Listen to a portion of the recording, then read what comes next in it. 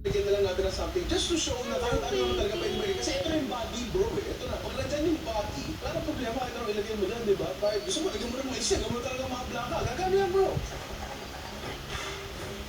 Kunting, sukal. Naalala sa bro, hindi naman siya mapahal. Kay Ate Julia pa to, oh. 17 years old na halos. Asin pala.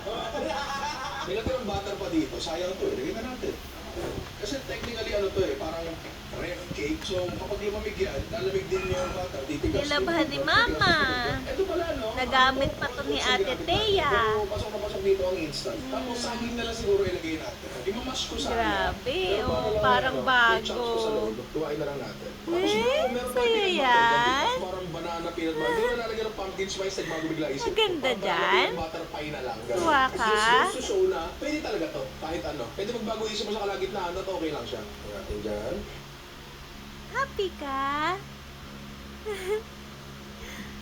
Oh, di ba may bago kang tambayan? Bagong luma? No.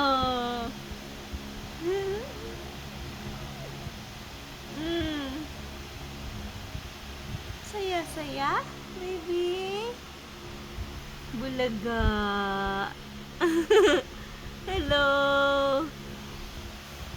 Krak, krak, krak, krak, krak, krak.